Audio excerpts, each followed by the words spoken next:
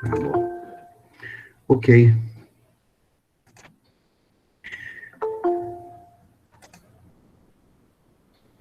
Bom dia a todos novamente. Prazer estar aqui com vocês. Parabéns a todos aqui, né? Semana passada nós tivemos o feriado e depois nós tivemos aí a jornada jurídica, muito boa, por sinal, né? E hoje nós vamos começar um assunto novo, já que nós estamos terminando a parte de hermenêutica. E nós temos dois assuntos para estudarmos ainda, que são chamados de antinomias e a equidade jurídica, né? Então, nós vamos ver esses dois assuntos, juntamente com as regras, algumas regras de interpretação jurídica, hoje e semana que vem, e depois nós vamos entrar na parte da argumentação jurídica, ok? Então, vamos lá. Welber. Dentro de uns instantes eu vou mostrar o slide, porque na hora que eu mostro o slide para vocês, aí eu não consigo ver as pessoas, né? Gente, o que é antinomias, né? O que é antinomias? Bom dia, Elber.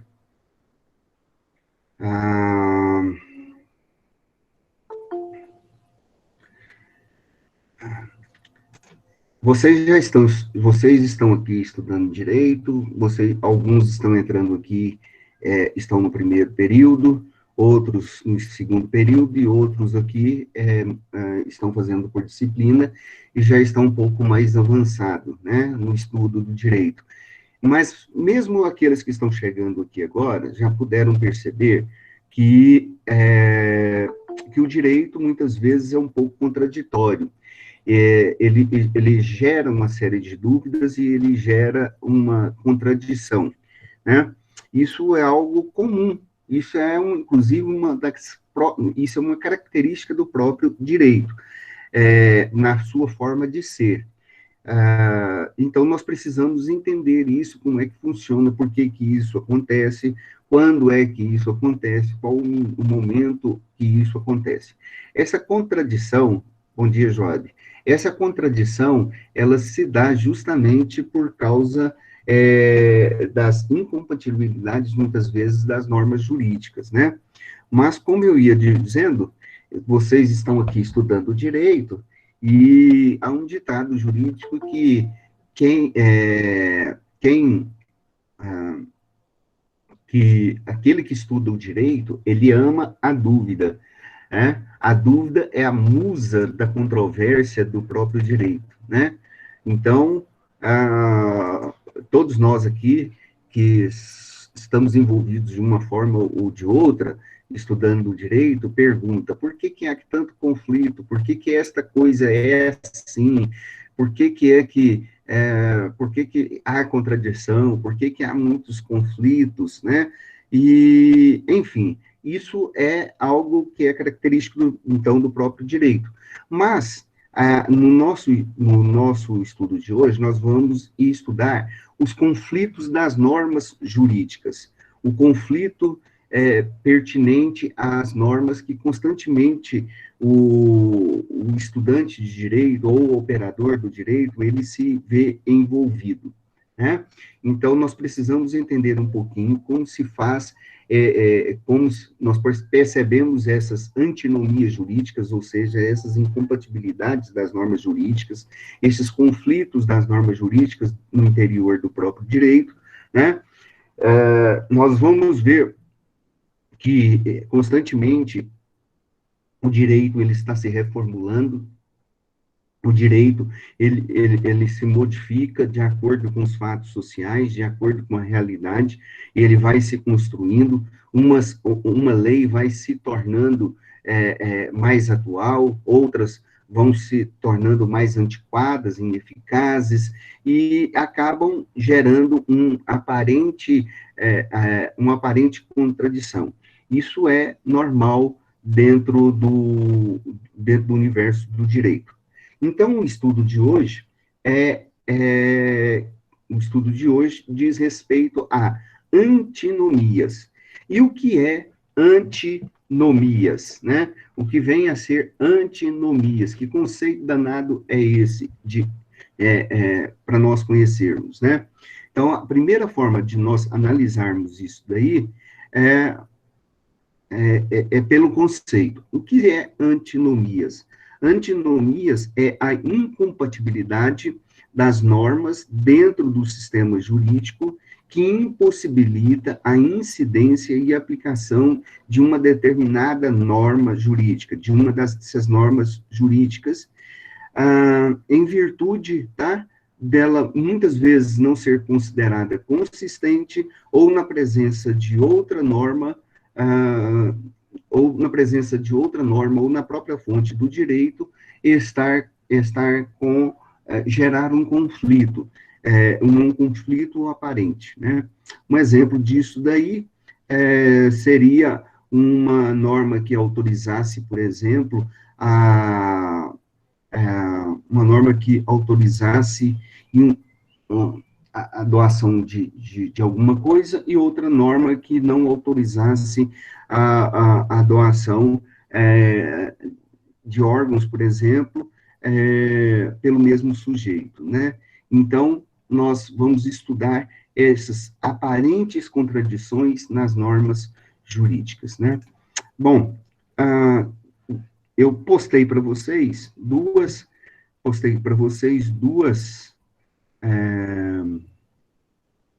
slides, basta clicar nele, se vocês quiserem ver, eu já estarei mostrando para vocês, tá? Bom, e aí a gente trabalha em cima dos slides. A palavra antinomia, então, ela significa incompatibilidade, tá? A incompatibilidade dentro do próprio sistema jurídico. E aqui, então, nós vamos entender como é que se classificam essas antinomias no estudo de hoje, quais os critérios, principalmente, nós vamos nos debater aqui, quais os critérios para resolver estes problemas de antinomias jurídicas, né? Já falamos, então, do conceito para vocês aí, de antinomias, e vamos trabalhar agora a etimologia deste conceito. A palavra antinomia, ela vem de duas palavras latinas, anti e nomus, tá? Que significa ante, contra, aquilo que é contrário, aquilo que é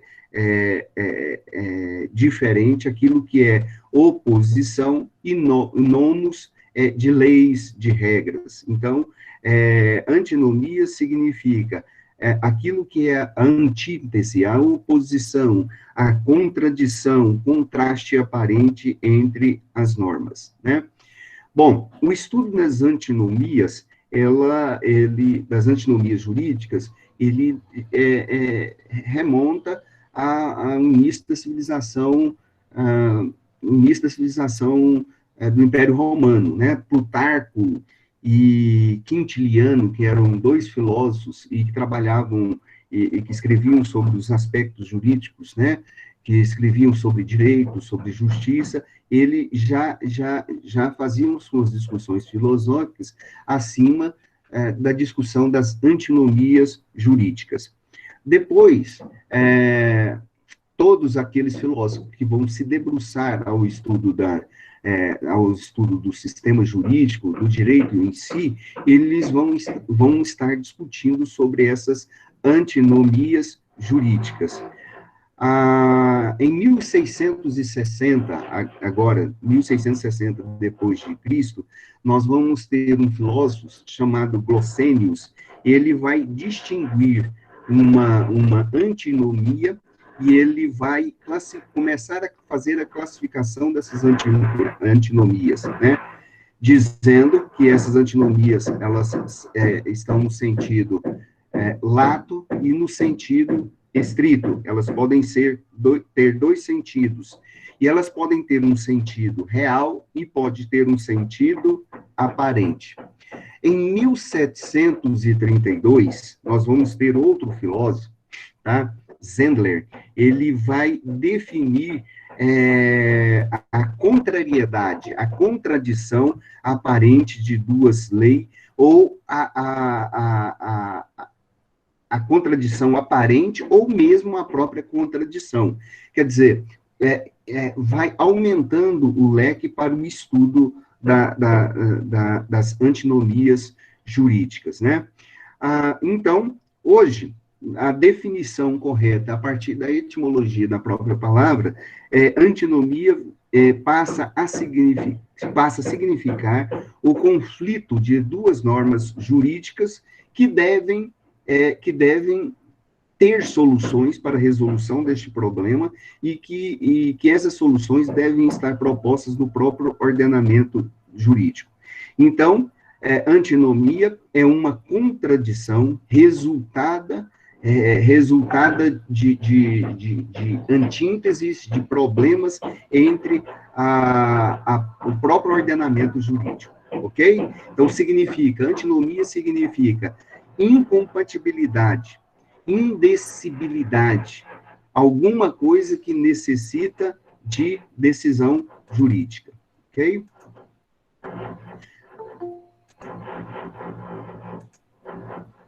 Vou mostrar aqui para vocês um slide para que vocês possam ir acompanhando.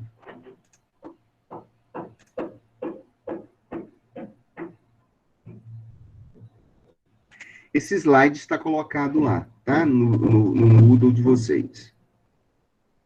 Então, vamos lá. Antinomias. Antinomias significa conflito de normas dentro do sistema jurídico. Antíntese, contradição. Quando há conflito, então, de leis, de normas jurídicas, de regras jurídicas, isso no ordenamento jurídico é chamado de antinomias.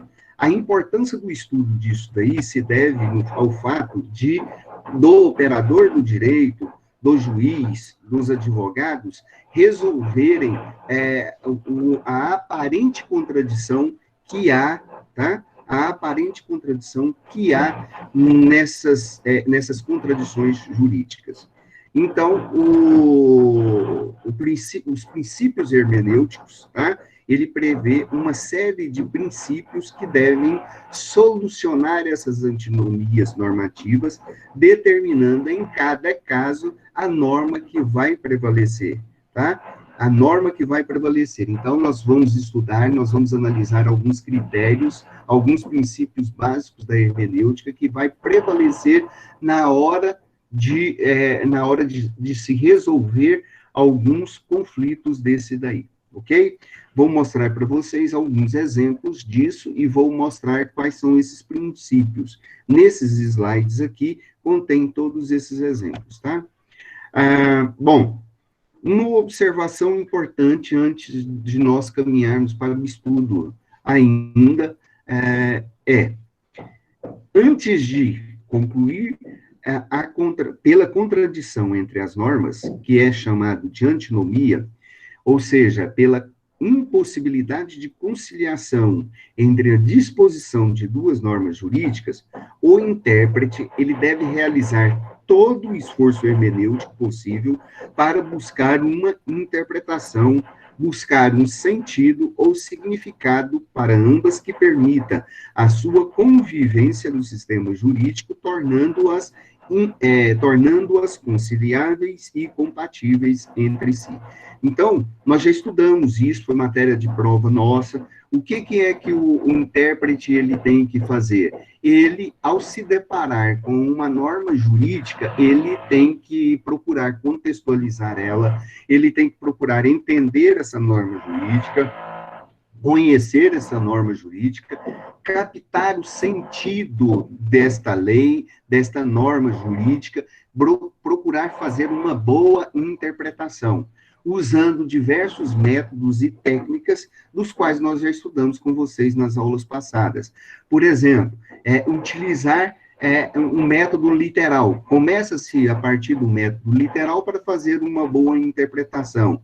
A partir do método literal, ver se a lei aplica, se ela tem um outro sentido, um sentido extensivo, por exemplo, ver qual o sentido sociológico, outro sentido, né, ou outro para buscar um entendimento da lei, buscar entender por que aquela lei foi criada, qual a motivação que levou à criação daquela lei, tá? Ela foi criada para atender um determinado fim específico, é chamado de finalidade, método teleológico, tá? Qual o fim daquela lei que foi criada, qual o objetivo daquela lei que foi criada, ela atende às necessidades do qual foi criada. Então, o legislador, o tempo todo, ele tem que estar preocupado com isso. Não só o legislador, o operador do direito, o juiz, aquele que trabalha com o sistema jurídico como um todo, ele tem o tempo todo de estar conectado e ligado, né? Conectado, ligado com as técnicas e com os métodos de interpretação. Se ele, então, depois de ter feito e trabalhado de maneira correta, buscado uma boa interpretação, buscado uma boa interpretação jurídica, procurado o sentido perfeito da norma, né? E mesmo assim, ele encontrar contradições nas normas jurídicas,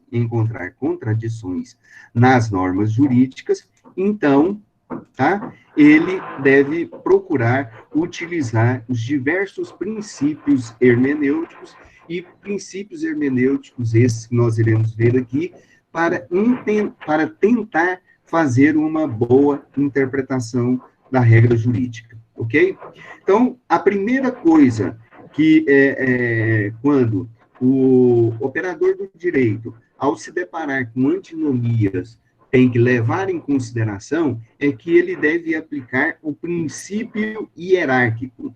O princípio hierárquico. Nós já estudamos na aula passada com vocês que Hans Kelsen, um filósofo e jurista austríaco no século XIX, ele criou a pirâmide, ele desenvolveu a teoria pura do direito. E na teoria pura do direito, ele falou que o que importa é a norma jurídica criada pelo Estado. É boa, é real, é a melhor, e ela que atende às necessidades da sociedade como um todo, né? Então, ele criou a teoria pura do direito e ele criou uma escala de normas que seriam mais importantes, né? Então, essas normas, ela tem um princípio hierárquico, como já falamos com vocês, de categorias diversas, onde deve prevalecer a norma, sempre a norma mais alta. Então, este é o primeiro princípio da resolução dos conflitos de antinomias, ou seja, diante do conflito de normas, de categorias diversas, prevalece aquela de categoria mais alta, de hierarquia mais alta. Então, vejam bem quais seriam. A Constituição está lá em cima, está no topo, né? Está lá no vértice, no triângulo de Hans Kelsen. Depois nós temos as leis complementares, depois nós temos as leis ordinárias, depois nós temos os decretos, os regulamentos, as portarias, etc. E, por fim, os contratos que regem as diversas situações dentro do ordenamento jurídico. Então, nós temos, categorias de leis e nós temos esse princípio hierárquico. Esse é o primeiro princípio que deve ser utilizado por um operador do direito ao tentar resolver o problema de antinomias jurídicas. Olhar qual é a lei maior, aquela que tem mais importância. Primeiro ponto. Segundo ponto, utilizar o princípio cronológico para a interpretação da lei. Ou seja, a lei sempre mais nova, tacitamente, a lei sempre mais nova revoga tacitamente a lei mais antiga, quando com ela for incompatível. Observem bem, se for incompatível, ok? A lei mais nova revoga tacitamente a lei mais antiga.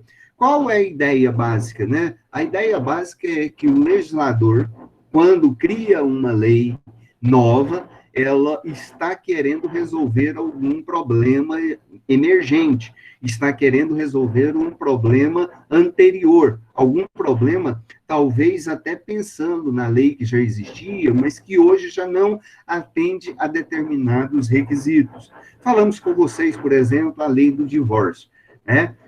Existia uma lei do divórcio. O divórcio o divórcio não era proibido. Mas, diante de uma série de mudanças na própria sociedade que foram acontecendo durante o tempo, o divórcio passou a ser permitido em vários casos. Então, o legislador, quando ele cria uma determinada lei nova, ele está pensando na derrogação de uma lei anterior, ele está pensando que aquela lei já não atende mais às necessidades sociais, então ele cria esta lei. O objetivo do legislador, ao criar a lei nova, é que ela vai ter mais eficácia, ela vai ter uma legitimidade maior, ela vai ser mais eficiente, etc, etc, etc.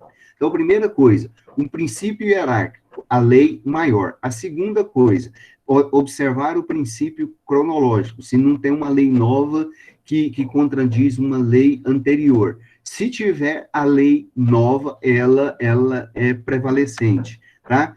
Pois ela foi criada, a ideia foi criada porque ela resolveu um problema aparente, ela foi criada para resolver um problema aparente que a legislação anterior não era capaz de solucionar esse problema, tá bom? Bom, dentro do princípio cronológico, é bom a gente também levar em consideração que a criação de uma lei específica não há uma obrigatoriedade de uma lei explicitar todas as normas existentes, que revoga sua validade, tá? A lei nova, ela não precisa ficar explicitando leis antigas e etc, etc. Ela pode ser criada uma lei nova falando sobre casos e sobre situações antigas, tá bom?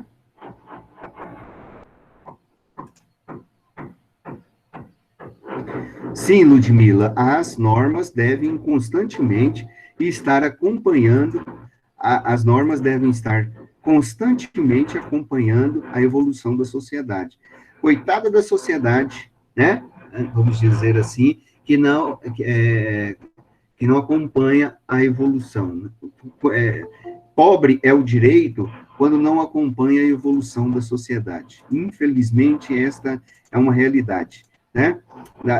As sociedades, elas demoram demais modificar as leis, né?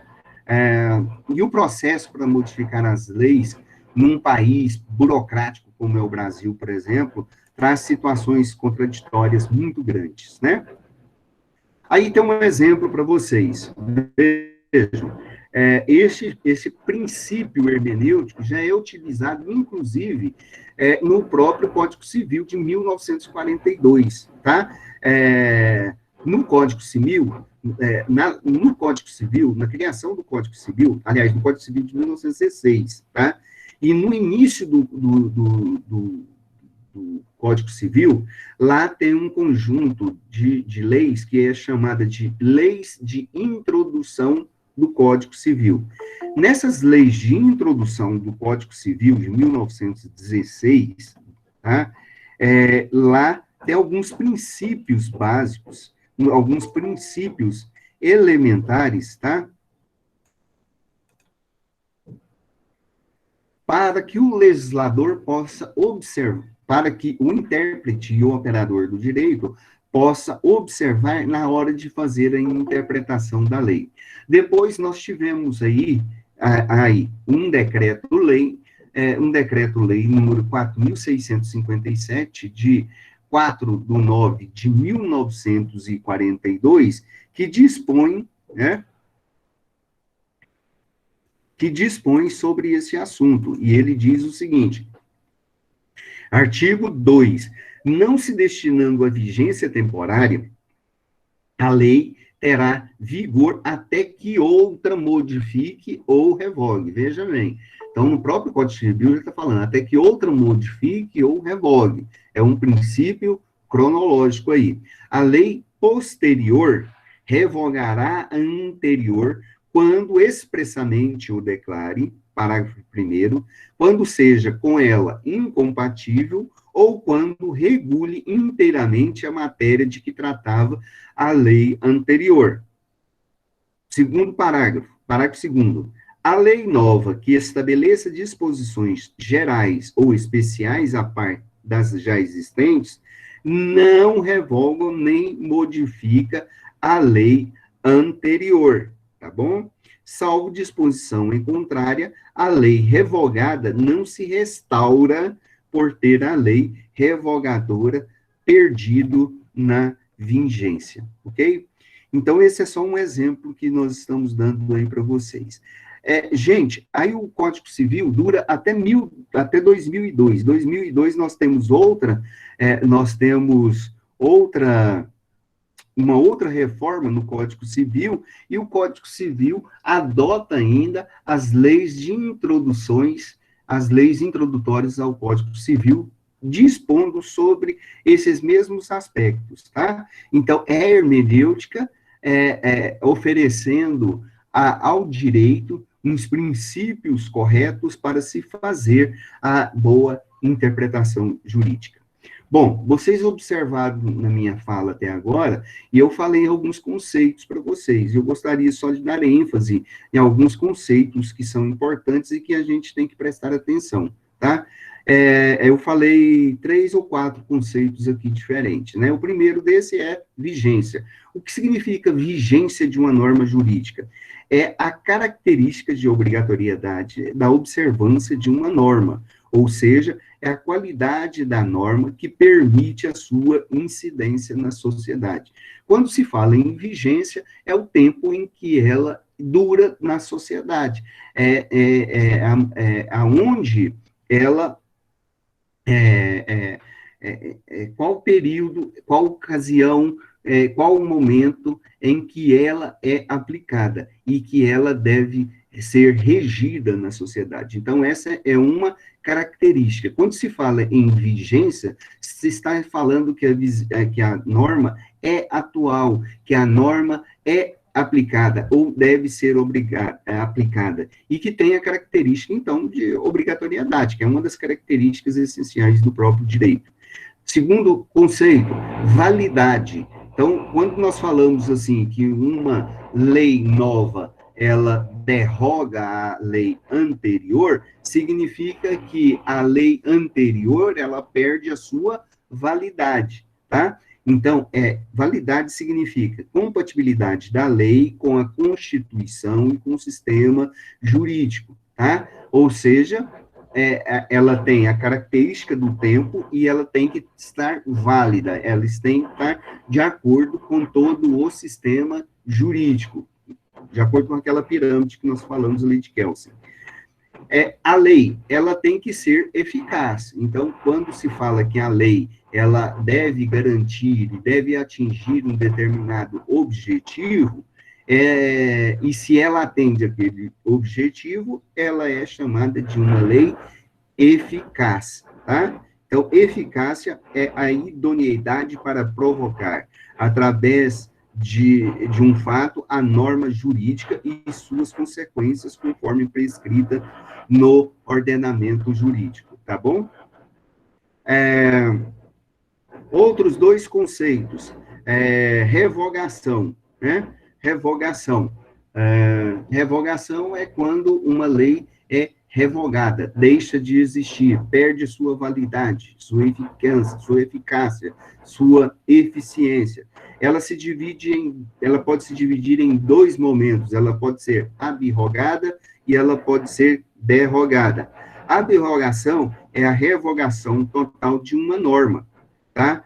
Quando uma norma, ela é abrogada por lei posterior que revogue a anterior expressamente, ou seja, criação de uma lei nova, ou uma lei nova, que é completamente incompatível com a lei nova, uma lei nova criou, mudou o sistema jurídico, mudou o sistema, um sistema eleitoral, por exemplo, então aquele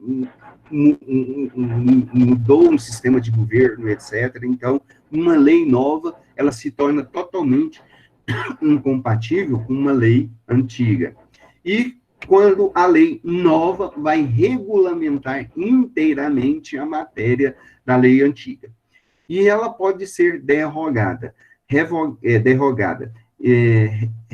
Derrogação é a revogação parcial de uma lei vigente por interferência de nova lei,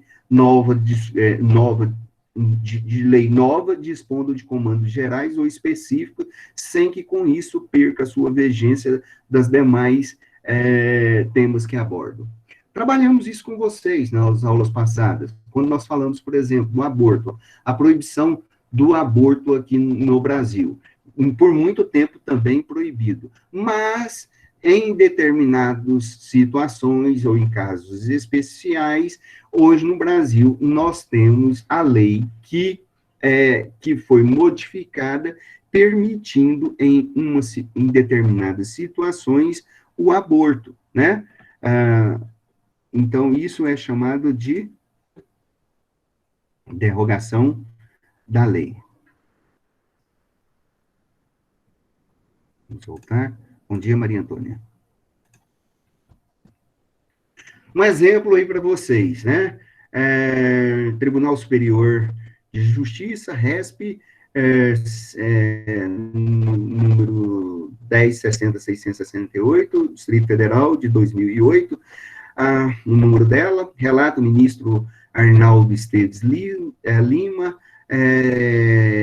data de publicação, 3/5/10, matéria sobre direito administrativo e processual civil, é um recurso especial da Polícia Militar do Distrito Federal, dos territórios, e aí nós temos a súmula 280 do STJ, que diz respeito sobre a inaplicabilidade, a sucessão de leis no tempo, prestem atenção aí, o princípio da especialidade, inaplicabilidade, reforma, soldo calculado com base no soldo do grau hierárquico ocupado enquanto no serviço ativo. Artigo 50, inciso 2, parágrafo 1º, 1, 2 e 3 da Lei 7.289 de 84.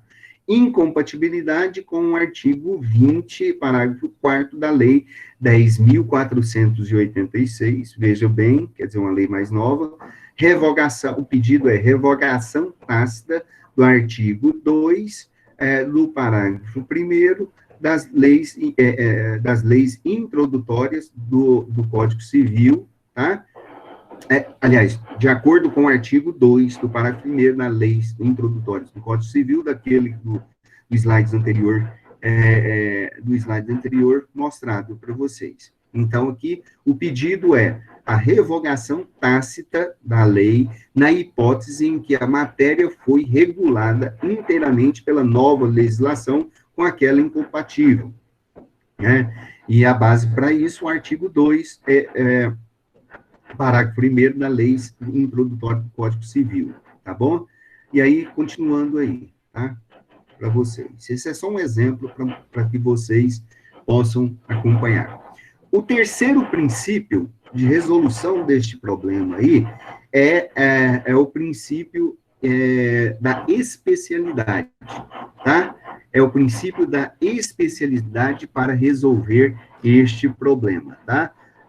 Este princípio da especialidade diz o seguinte: quando uma lei, tá? Quando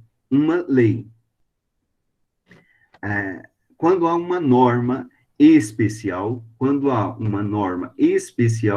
no seu âmbito restrito de atuação sobre a norma geral em sentido contrário.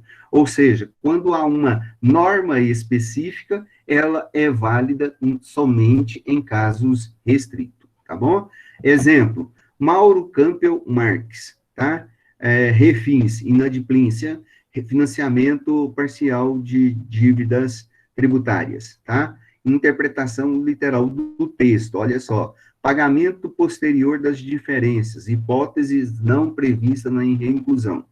Então, aí está o provimento do recurso. Parcelamento deve fiscal um favor conferido ao contribuinte. Dessa forma, de acordo com aquele que opta pelo programa de refins, nos termos do artigo 3º, inciso 4º e 5º da lei, fica sujeito, tá, a aceitação plena e retratável de todas as condições nela estabelecidas, sobretudo ao pagamento regular das parcelas do débito consolidado, bem assim dos tributos e contribuições do vencimento posterior a 29 de fevereiro. E aí está todo aquilo que nós dizemos para vocês, mostrando esse exemplo aí. E aí vocês façam a leitura disso aqui, tá bom? Aqui tem outro exemplo também, de outro recurso especial no Rio Grande do Sul, a cargo da ministra doutora Nancy Adrige, né, sobre consumidor civil, a lei mais favorável, a relativização do princípio da especialidade, no caso do tabagismo, relação de consumo, ação indenizatória e a prescrição do prazo. E aí a mesma coisa, né? Mesma coisa para vocês, ok? Outro exemplo, no Supremo Tribunal Federal, no Supremo Tribunal de Justiça, e aqui tem exemplo, ok? Bom, atenção, a aplicação dessas 3 vias, né, de solução pressupõe que haja incompatibilidade real e não aparente das normas, tá? Entre as normas. Olha, daqui a pouco eu vou falar para vocês sobre antinomias reais e antinomias aparentes. É uma classificação de antinomias que nós temos. Então, a antinomia real é aquilo, quando há realmente uma contradição entre as normas, quando há uma antítese e uma oposição. Agora, nós temos a antinomia aparente, que o próprio nome já está falando, uma aparente contradição das normas jurídicas. Então, a gente precisa identificar isso daí para que a gente possa,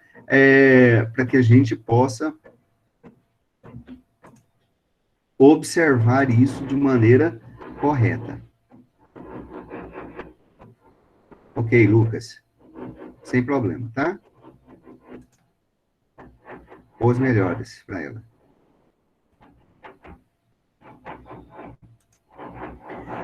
A incompatibilidade entre normas pode ser aparente, já acabei de falar, pode ser aparente se suas expressões são iguais ou equivalentes, mas não são aplicadas aos mesmos casos, seja em abstrato, seja em casos concretos. Então, a regra é, quando a lei não fez distinção, o intérprete não deve fazê-la. Quando a lei não fez distinção, o intérprete não deve fazê-la, ok? Se a regra é destinada à aplicação, o intérprete não deve presumir exceções que não foram previstas pelo legislador.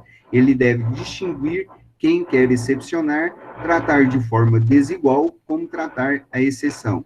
Não se pressupõe aqui as exceções, ok?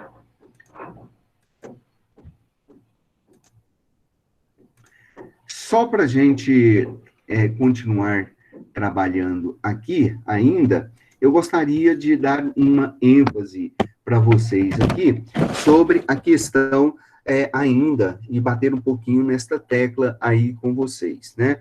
Sobre as soluções dessas antinomias. Então, vejam bem, as antinomias, elas precisam ser solucionadas. Esse é um ponto que eu quero que vocês entendam e que deve, inclusive, cair na prova, tá? Então, as antinomias, elas devem ser solucionadas seguindo os critérios hierárquico, cronológico e da especialidade. Quando se diz o critério hierárquico, é que uma lei superior derroga ou revoga as leis inferiores, ok? Ponto. A norma inferior não pode, de forma alguma, afetar a norma superior, ok? A antinomia, tá, hierárquica, ela pode ser declarada pelo intérprete ou mesmo nas hipóteses de controle, em casos sempre de recursos extraordinários, como esses exemplos que eu citei aí para vocês, que eu mostrei nesse slide, né? O STF, ele retira a eficácia da norma e remete sempre ao Senado Federal, tá? Para que, por meio de resoluções, retire a validade da lei inconstitucional, devido ao seu poder discricionário, quando há essas incompatibilidades de leis. Também é possível que o STF retire a validade da norma no controle concentrado das ações diretas de inconstitucionalidade, sem qualquer poder de ingerência do poder político. Quer dizer, essa é uma das funções do próprio STF. Ao identificar essas incompatibilidades ou inconstitucionalidades da lei, aí ele tem que tomar posições e resolver. Feito isso, remete para o STF, para o STF, feito isso, remete para o Senado Federal para que tome as providências necessárias. Segundo critério que eu gostaria de trabalhar com vocês, né? O segundo critério é este, ainda só para dar uma ênfase, tá? É este critério aqui do critério cronológico, tá? Então, a lei posterior, ela revoga as leis anteriores. Segundo esse critério aí, a lei que entra em vigor por último, então, ela revoga a que está em vigor. O critério cronológico, já falamos com vocês, ela tem previsão no artigo 2, caput da lei de introdução do Código Civil, tá bom? E aí, nós já falamos para vocês, a lei posterior é aquela na qual o legislador tem o poder de corrigir a imperfeição das leis anteriores, tá? O objetivo é correção da imperfeição das leis anteriores. Isso acontece, e aí eu mostrei para vocês, em 3 situações. Vejam aí, acompanhem o que está escrito aí. Primeiro, a lei posterior revoga a anterior quando expressamente o declare. Ou seja, quando tem um comando revogador da lei ou dos dispositivos da lei anterior. Segundo ponto, né? A lei posterior revoga a lei posterior revoga a anterior quando tem incompatibilidade com ela, ou quando impossibilita a aplicação do princípio na lei anterior. Terceiro, tá? A lei posterior revoga a anterior quando regula inteiramente a matéria disciplinada pela lei anterior.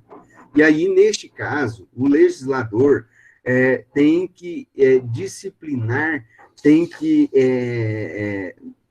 que resolver essa questão aí, quando o tema é exposto a ele, tá?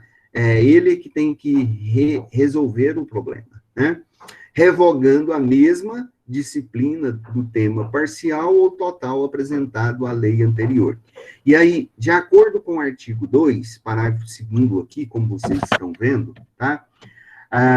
Caso a lei nova estabeleça qualquer tipo de disposição em paralelo às existentes, tá? O legislador, ele... em disposição as que estão existentes aqui, então, é necessário que se estabeleçam disposições, tá? Não incompatíveis com as já existentes, em que é possível haver, então, uma harmonização para manter a vigência da lei, ou seja, criar outras disposições que não tragam implicações para a lei. E o princípio aí de especialidade, né? O princípio de especialidade, como nós já estamos falando aqui com vocês, é que a lei especial, ela revoga as leis gerais. Como dizemos há instantes, a lei especial é aquela que a disciplina é aquela que rege aspectos especiais, aspectos centrais do ordenamento por meio de princípios específicos, setoriais, enquanto que a norma geral é uma norma mais ampla que disciplina todo e qualquer ramo do ordenamento jurídico, tá? Ah, existe aí um entendimento segundo o qual a norma especial, o legislador atuaria com maior acuidade, com maior cuidado, tá? É, trabalhando com mais clareza, tendo mais clareza de zelo, né? Fazendo com que a norma passe a atender melhor a equidade, tá? Equidade que nós vamos estudar na próxima aula com vocês. No que diz respeito aqui, não existe uma norma que estabeleça a prevalência da lei especial sobre a norma geral, sendo este um critério meramente doutrinário e principiológico, que é o que acabamos de dizer aqui para vocês. Não há uma lei melhor ou superior do que a outra, mas simplesmente, tá? Mas simplesmente um critério principiológico ou doutrinário. A própria lei de introdução ao Código Civil, no artigo 2, parágrafo 2, diz que a lei especial nova não revoga a norma geral quando não há incompatibilidade entre elas. Porém, se houver uma incompatibilidade, a lei especial revoga não pelo fato de ser especial, mas sim pelo fato de ser nova lei. Ou seja, no fundo, continua a prevalecer o critério cronológico, tá bom? E aí nós podemos tirar algumas conclusões disso daí. Caso o instituto seja integralmente revogado ou abrogado, deixa de existir as exceções. 2. Caso uma norma ou dispositivo seja revogado por sua antítese, também desaparecem as exceções anteriores. Por estas, passam a constituir a norma vigente. Caso uma norma passe a viger em caráter absoluto, aplicando-se a todos os casos, as exceções da norma anterior são tidas por revogadas. E caso uma norma não se anuncie como absoluta, mantêm-se as exceções anteriores não incompatíveis, ok? Então, é isso que eu gostaria de deixar sobre esse slide, por enquanto, com vocês, hoje, aqui. Deixa eu ver quem está chamando.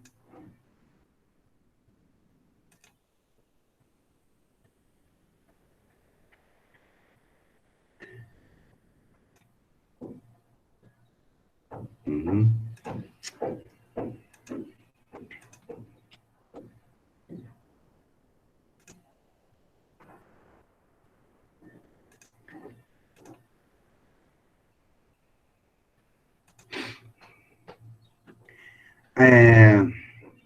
Vamos lá, gente. Então, a antinomia, ela ocorre, né? Deixa eu ver aqui. Vocês estão vendo o outro slide que eu estou mostrando para vocês? Alguém está vendo? Escreva aí, por favor.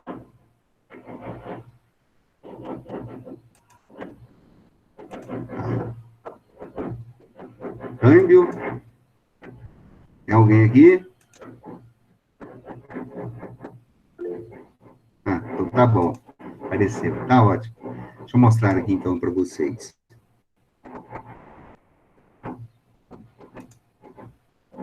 Bom, então, quando, então, ocorre... Vou dar outro exemplo aqui para vocês. Quando ocorre a existência, um conflito de duas normas, né, demonstrando uma espécie de conduta antagônica, tem que ser resolvido em cima de três princípios, de três requisitos básicos.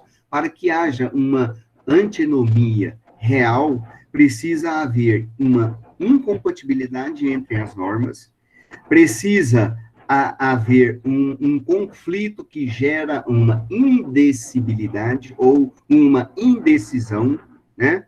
E, lógico, precisa se resolver qual que é a norma correta, precisa se resolver qual que é a norma certa, ou aí gera-se aquilo que se chama, é preciso gerar uma necessidade de decisão, tá bom?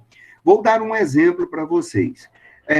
O artigo 1º do Decreto-Lei número 3.200, de 19 de abril de 1941, vai dizer o seguinte: artigo 1º, o casamento de colaterais legítimos ou legítimos do terceiro grau é permitido nos termos do presente decreto-lei. E aí o decreto-lei, no artigo 1521 da lei 10.000, aliás, e aí o que diz o artigo 1º? Diz o seguinte: é permitido, tá? É permitido, isso de acordo com o decreto de 1941, é permitido o casamento de pais, tá? Desculpa, é permitido o casamento de tios e sobrinhos, tá? Desde que se respeite o decreto, o presente decreto-lei. E o que dizia o decreto-lei, tá? O decreto-lei dizia o seguinte, que as pessoas, se fossem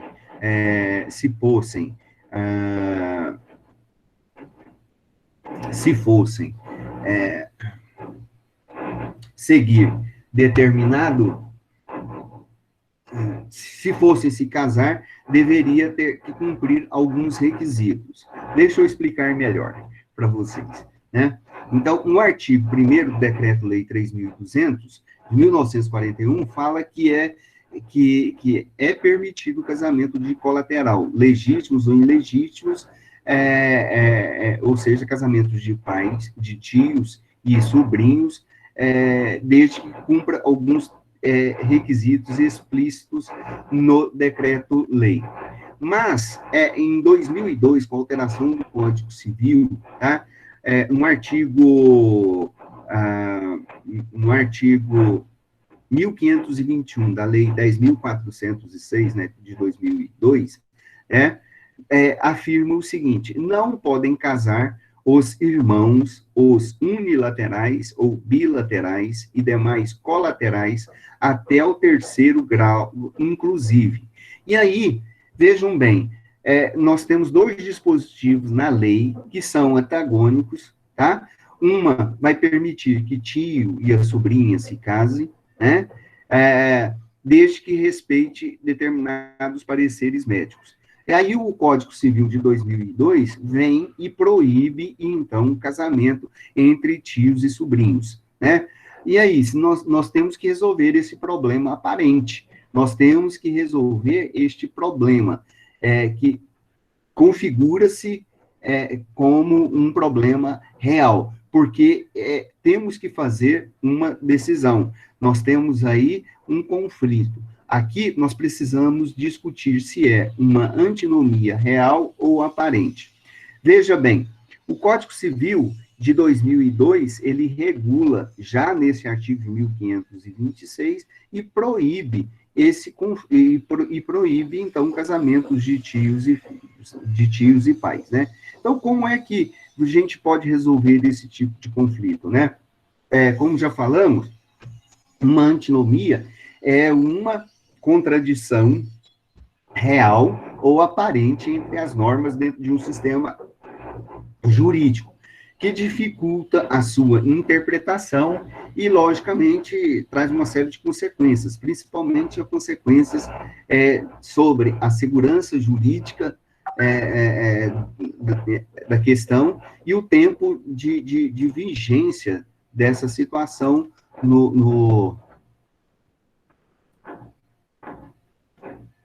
dessa situação, né? Então, veja bem,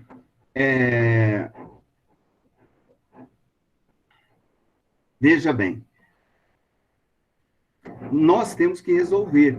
E aí temos que aplicar os princípios da hermenêutica jurídica aqui na solução deste conflito aparente entre normas. Né? Por quê? Porque nós temos uma lei posterior que derroga uma lei anterior. Este é o primeiro ponto. Aqui, neste conflito entre normas aparente também, nós temos uma lei antiga que pressupõe uma possibilidade de casamento, desde que se siga parâmetros médicos, né? Então, nós temos toda uma questão de critérios aqui que tem que ser observado, ok? Então, tem que se analisar essas situações aqui, tá bom? Seguindo esses princípios. Então, para reconhecer uma antinomia jurídica, é necessário primeiro verificar a contradição. Há realmente uma contradição? Há realmente? Aparentemente, sim, porque uma lei falava uma coisa antes da determinada realidade. Agora a lei está falando outra. Então, nós temos um critério de derrogação da própria lei. Então, é uma antinomia aparente, ela não é real. Então, é preciso primeiro verificar essa contradição. Se essa contradição é total, se ela é parcial, se elas foram emanadas de autoridades competentes, se elas estão no mesmo ambiente jurídico, de tal maneira, nós temos que observar tudo isso para realmente identificar se essas antinomias estão gerando uma situação de conflito insustentável, uma situação de conflito que não se resolve, né? E essa situação, então, precisa ser resolvida e isto acontece principalmente quando há essa inconsistências de critérios, tá? Que não permite a resolução dos problemas. Então, as regras, elas são consideradas juridicamente antinômicas quando são jurídicas, quando são vigentes, quando contidas no mesmo ordenamento, tá? Quando são legítimas e quando são contraditórias, ok? Se está tudo dentro do mesmo ordenamento jurídico, se as leis estão vigentes, se elas fazem parte de todo esse sistema, e mesmo assim elas estão gerando conflitos, então isso pode ser caracterizado como uma antinomia, ok? Então, partindo agora para o outro ponto, essas antinomias, ok? Elas podem ser classificadas como uma técnica, pode ser classificadas como técnicas, como normas, como princípios valorativos, como princípios teleológicos, como princípios teleológicos. Ou seja, as antinomias, elas precisam ter uma solução, elas precisam ter um caráter de solubilidade, de solução. Então, nós temos que identificar, como nós já estamos batendo aí na tecla com vocês, a antinomia, tá? A antinomia real e a antinomia aparente, tá? As antinomias jurídicas são aquelas que estão em conflitos, que são incompatíveis, que são impossíveis de resolver dentro das linhas e critérios designados pelo próprio ordenamento jurídico. As antinomias reais, né? As antinomias reais, ela não impossibilita uma resolução pontual, ou seja, quando um poder judiciário, em qualquer uma de suas instâncias, decide de uma forma pragmática, a resolução de um conflito real que está, que é insolúvel, tá? Tá? Muitas vezes isso não acontece. As antinomias jurídicas aparentes, elas são aquelas em que se percebe uma solução interpretativa do conflito, devendo sempre o magistrado ou o operador do direito, né, conseguir utilizar de todos os métodos, todos os critérios, como nós já falamos com vocês, critérios lógicos, doutrinários e até mesmo os normativos para tentar resolver estes problemas, né? Alguns critérios para resolução das antinomias, aparentes, tá? Vamos comentar rapidamente com vocês. É importante, primeiramente, nós notarmos que raramente alguma lista de critérios a serem observados para uma antinomia terá um consenso absoluto entre a comunidade jurídica, tá? Porque o próprio conflito, a própria divisão jurídica se dá justamente devido à própria incompatibilidade de se entender essa realidade jurídica. Então, nós devemos levar isso em consideração, tá? Devemos levar isso em consideração. E aí, nós já falamos sobre os critérios, tá? E nós temos, então, que observar, primeiramente, os critérios, como já falamos, tá? Cronológico, hierárquico, específico, mas tem alguns requisitos básicos que têm que ser analisados e que têm que ser resolvidos para tentar identificar esta anomia real ou aparente.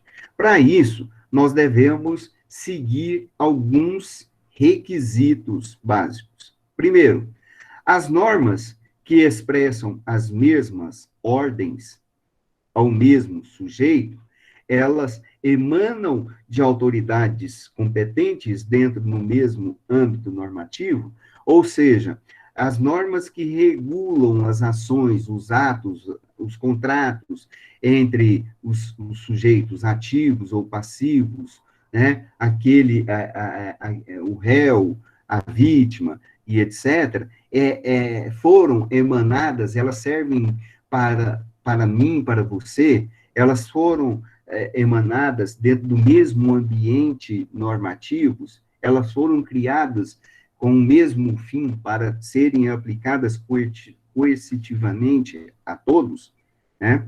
Segundo ponto, as instruções dadas ao comportamento da pessoa é para obedecer e é para desobedecer, né? Terceiro ponto, o sujeito, ele está numa posição insustentável sem uma regra jurídica que aponte uma solução positiva para a resolução de um conflito. Então, Norberto Bobbio, que é um outro adepto da teoria pura do direito, né, ele vai destacar que quando essas duas normas elas têm aparente contradição, tá? Deve-se observar o princípio hierárquico, com abrangência do princípio do princípio cronológico, tá bom? E aí, só haverá antinomia real se após a interpretação adequada de duas normas incompatíveis ainda perdurar. Ou seja, se a antinomia aparente ainda continuar gerando antítese e conflito, na verdade, esta antinomia real não é aparente, mas sim a antinomia aparente, né, esta antinomia é aparente, se ela for resolvida. Se não for resolvida, ela é uma antinomia real, já que há uma incompatibilidade muito grande e precisa ser resolvido essa situação. Ok?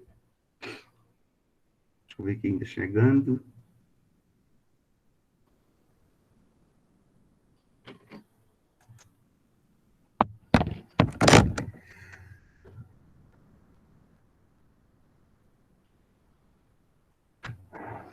Estou tentando colocar duas pessoas aqui. Peraí, gente.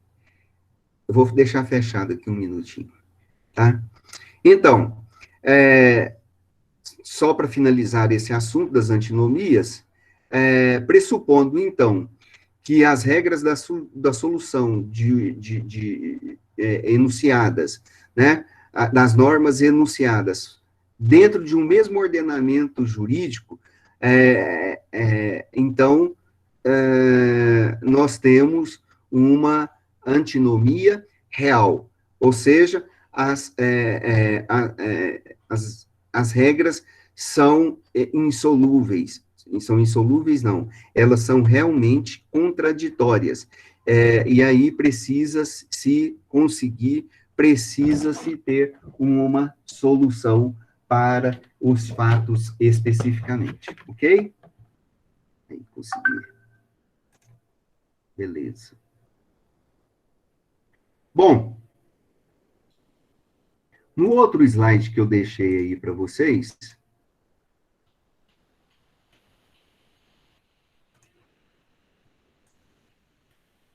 fala de algumas regras jurídicas, algumas regras básicas da hermenêutica para evitar essas antinomias e para fazer a boa interpretação. Não vai dar tempo de nós terminarmos aqui hoje, né? Mas nós vamos até onde vai dando aqui, até terminar a aula. Semana que vem a gente termina sobre essas regras básicas da hermenêutica e fala sobre a última parte aqui da hermenêutica que vamos tratar com vocês, que é a parte da equidade. Mas vamos lá, né? Como nós já trabalhamos com vocês, são muitas as regras hermenêuticas. As mais conhecidas e tradicionais são derivadas da técnica científica, da reflexão doutrinária e da própria legislação, né? Já mostramos isso para vocês. Bom, uma primeira regra da interpretação jurídica, tá? Da hermenêutica. É incorreta a interpretação que conduz ao vago, ao inexplicável, ao contraditório ou o absurdo. Na interpretação de uma norma, deve-se preferir a inteligência que faz sentido, a que não faz, aquilo que é verossímil e aquilo que não é, o que é usual ao que não é usual. Tá? Então, o que nós devemos fazer? Ao buscar uma interpretação sobre uma norma jurídica, nós devemos buscar pelos padrões, pelo método racional, pelo método lógico, né? Primeiro, a gente tem um conhecimento literal da coisa que vamos analisar, que vamos procurar interpretar, e a partir daí nós vamos utilizar os diversos métodos. Esses métodos, eles não podem ser subjetivos, abstratos. Então, a regra da interpretação é que se levar aquilo que é contraditório, aquilo que é o absurdo, aquilo que gera as antinomias, então ela deve ser desprezado. Então, o intérprete, ele não deve buscar, ele deve buscar o sentido, tá? Aquilo que é correto, aquilo que é usual. Uma interpretação consistente não pode conduzir aquilo que é, como nós já falamos aí, ao vago, inexplicável e ao contraditório, tá? Então, tudo aquilo que leva ao absurdo, tá? Não, tem que ser desprezado. Existem uma série de interpretação, tá? Que beiram literalmente ao absurdo. Por isso que por isso que existem os tribunais superiores. Os tribunais superiores, eles existem com como uma dessas finalidades, para que uma decisão monocrática, às vezes, de um juiz que pautado pelo seu autoritarismo, profira uma decisão que vai ferir todo o processo, que fere as regras processuais, por exemplo. Então, aquilo que é absurdo, aquilo que gera consequências, tem que ser, aquilo que gera consequências tem que ser suprimido. A interpretação absurda significa aquilo que leva à ineficácia ou à inaplicabilidade da norma, aquilo que conduz a uma injustiça, à iniquidade, que contradiz a finalidade da norma, do sistema, que conduz a um resultado impossível, contrário à lógica, que conduz a uma contradição com princípios constitucionais ou do subsistema que se refere à norma, que conduz a uma contradição com normas de hierarquia superior, ou com normas do mesmo texto legal, ou com situações onde não pode haver contradição, conduz a uma fórmula incompreensível, inaplicável na prática. Tá? Se vocês quiserem um exemplo de interpretação absurda, de interpretação que leva ao absurdo, continuem lendo nas últimas páginas do texto de hermenêutica que está postado para vocês. Uma questão intrigante, que tem vários exemplos que tratam disso daí, tá? Aqui mesmo está um outro exemplo no slide, mas tem outros exemplos que vocês queiram pegar, né? Recurso especial RESP do STJ de 2005, questão administrativa e tributário, aposentadoria, por tempo de serviço, devido a moléstia grave, cardiopatia, isenção do imposto de renda, tá aqui, tá? O artigo prescreve que a interpretação literal da norma não pode levar o aplicador do direito à absurda conclusão de que esteja ele impedido, no seu mistério, de apresentar e aplicar normas de direito, de valer-se de uma equilibrada ponderação dos elementos lógico, sistemático, histórico, finalístico, teleológico, os quais integram a moderna metodologia de interpretação das normas jurídicas. Vejam bem o que nós estamos falando, só reforçando aquilo que nós temos o tempo todo falando.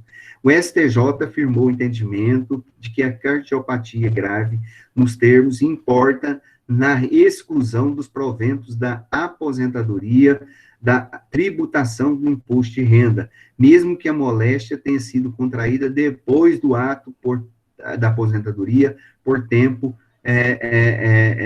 de serviço. Recurso especial não conhecido e não provido, tá?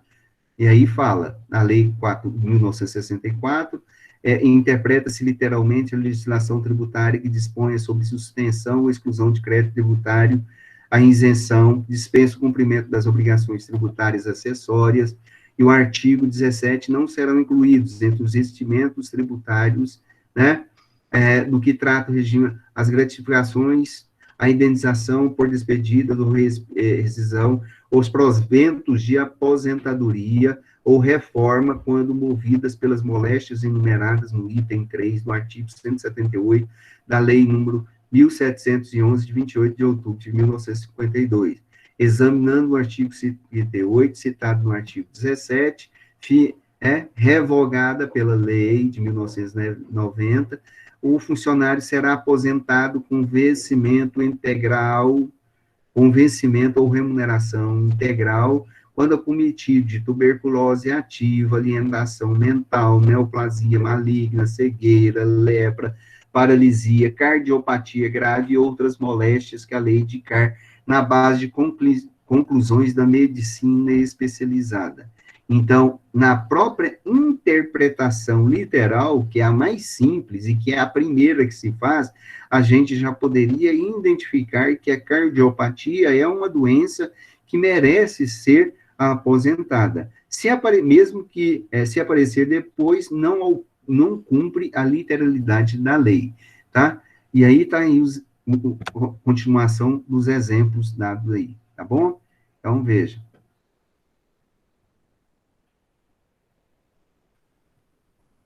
Tá aí. E aqui está a decisão absurda, né? O recurso não foi proferido, justamente porque a cardiopatia foi detectada após a provisão. Não tem direito ao imposto de renda. E aqui o STJ deu provimento ao recurso, porque esta decisão foi considerada como um absurdo. Ela não gerou os requisitos mínimos na decisão mínima, ok? E aí está o fim da... Aqui tem outro exemplo, tá? Recurso extraordinário em habeas corpus, tá bom? A gente não precisa ficar lendo isso aqui o tempo todo, né? É importante que vocês façam a leitura, tá? Aí. Outra ação, outro exemplo, ação rescisória, tá? Mercadoria adquirida no exterior, reparação de dano, obrigação da empresa nacional, tá bom? Cabimento, ação rescisória, ofensa literal dispositiva baseada em texto legal de interpretação controvertida, não cabe ação rescisória, tá? E aí vocês leem aí, ação rescisória, entendendo o caso, pedido inicial, alegação, sentença procedente confirmada pelo acordo reincidendo, defesa inicial, alegação da empresa, inexistência de nexo causal justificar a sua condenação ao pagamento de indenização em razão de não ter sido ela responsável pela colocação do produto no mercado, o qual foi adquirido no exterior, como também pelo fato de não se enquadrar no conceito de fornecedora do produto, nos termos do artigo 3º do CDC, fornecedor, e aí tá, entendendo o caso, o consumidor, a sentença de primeiro grau reconheceu o direito, o tribunal confirmou a sentença, transitou o julgado, a empresa redistribuiu uma ação rescisória pedindo a desconstituição do acórdão, rescisão de coisa julgada por ofensa literal à lei, e aí vai, né?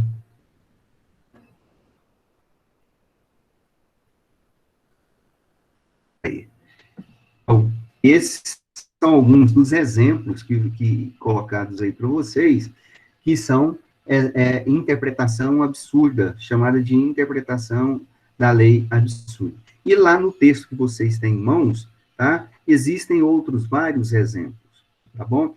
Então, eu gostaria que vocês lessem esses exemplos aqui, para que vocês possam entender melhor o que seria essas formas de interpretação. Essa é a violação de uma das regras da justiça, né? Outra regra aqui, a lei não contém frase ou palavra inútil. A lei não contém regra ou palavra inútil, supérflua ou sem efeito.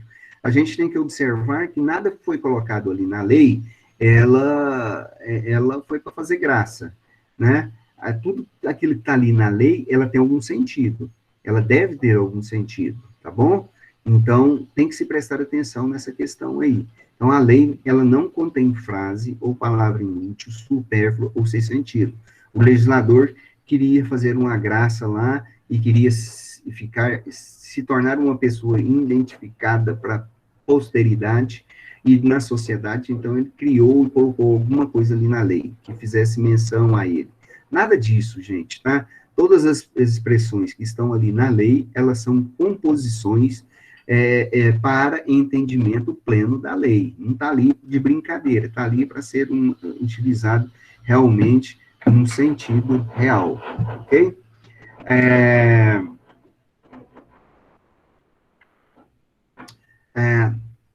Bom, as construções gramaticais é que dão sentido a todas as palavras e têm um papel relevante no alcance das normas. Direito é um sistema, e as normas que compõem devem idealmente se complementar e não se contradizer. Não se admite, em princípio, que duas normas jurídicas se contrariem. É o que nós estamos estudando em antinomias jurídicas aqui, tá? Importante, a interpretação literal é a mais singela de todas as formas de exame de um texto. Porém, toda expressão, ela dá uma ideia que passa por palavras que acabam por se materializar nas normas. Já falamos isso constantemente com vocês, né? É a partir da expressão do texto é que nós começamos a buscar o sentido na norma. É ali que nós começamos a materializar uma ideia, tá? Então, se há uma imperfeição na palavra, ela tem que ser corrigida pela inteligência jurídica, pelos métodos da hermenêutica, tá? Obedecendo um fim de um sistema lógico, tá? E aí tem os exemplos que nós estamos tratando aí para vocês, que a gente não cabe aqui fazer a leitura. E aí vocês podem ir dando uma olhadinha aí, tá bom? Tem vários exemplos aqui.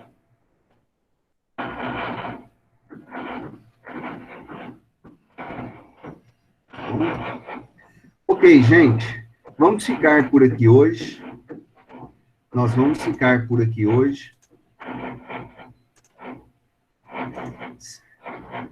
Ok, Daiane? No estudo nosso, beleza? Eu estou aqui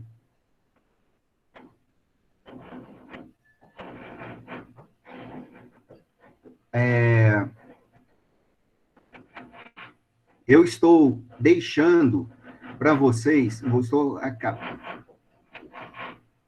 nas últimas páginas, eu não estou com ele aqui aberto, Adriana, tem que fazer a leitura, mas a partir da página 38 em diante, na hora que você fizer a leitura lá do texto, você vai encontrar esses outros exemplos, tá?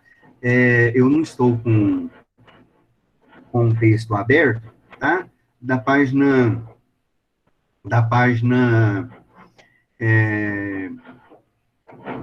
38 até a página 47, página 47 é a conclusão, vocês vão encontrar esses exemplos, tá bom?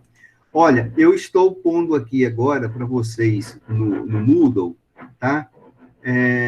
4 ou 5 perguntinhas a respeito de nossa aula de hoje, que vocês deverão responder, tá bom? E aí vocês podem responder, já deixam no caderno, por favor, que vai valer nota.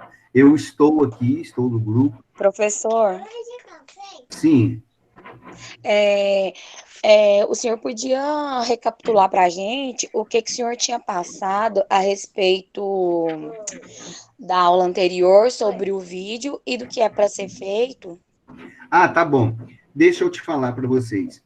Eu ia postar um vídeo, era um vídeo de 4, era um vídeo de 4, 5 minutos, tá?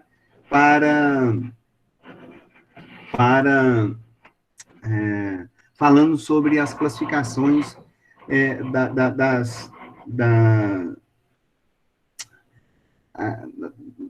da classificação dos métodos, dos métodos hermenêuticos, tá?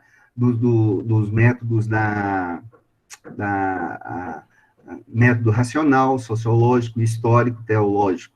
E aí acabou que ele não deu certo. Então, eu resolvi...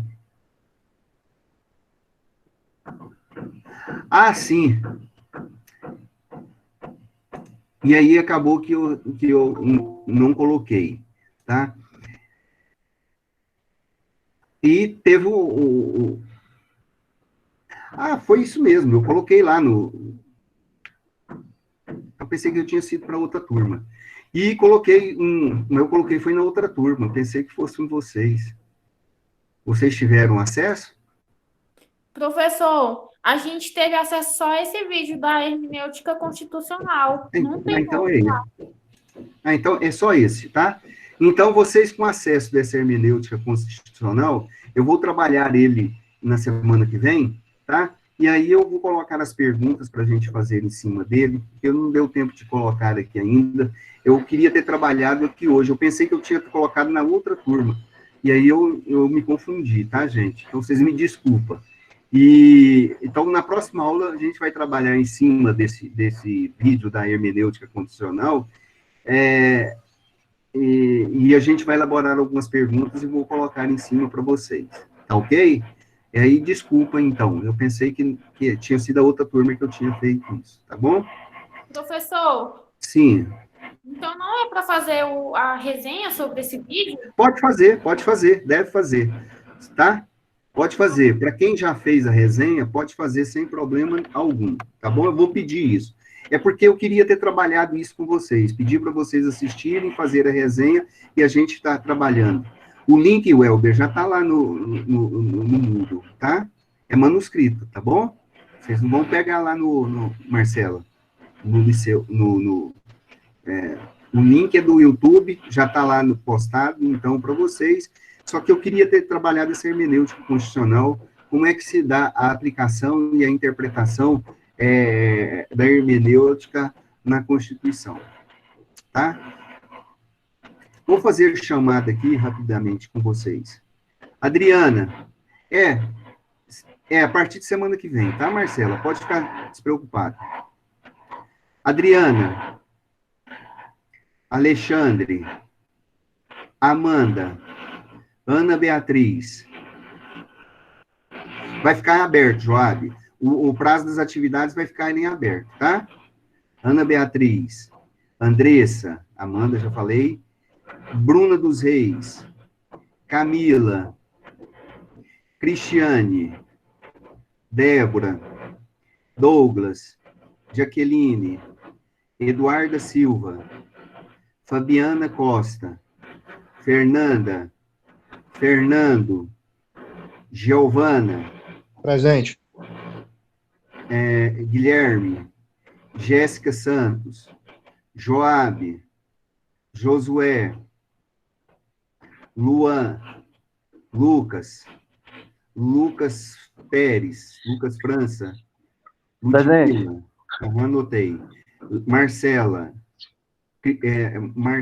Maria Antônia, Matheus Alexandre, Misael, Nádia, Nayara, Priscila, Rafaela, Rogimar, Samuel, Suelen, Welber, eu acho que é só. Cristiano, sua nota foi arrumada, viu? Já foi inserida, aliás, lá no liceu. Mais alguém? Outra coisa. Então tá. Já estou postando aqui a tarefinha para vocês. A tarefa vai ficar em aberto para todos, tá bom? E já pode pegar o link, tá lá, tá? O link do videozinho de hermenêutica constitucional já pode fazendo manuscrito a resenha. E vai ficar aberta, por enquanto, até semana que vem, as atividades para todos, ok? Vou deixar aberta para todos. Beleza? Professor. Sim. Então, é para fazer a resenha e essas questões que o senhor vai deixar aberto para a gente. Isso. E vou deixar, e posta para mim. E aí, como vocês já fizeram da vez passada. E aí, vou deixar aberto até semana que vem, tá bom? Porque tem gente que não chegou aqui ainda. Isso, Marcela, pode ser assim mesmo, tá bom?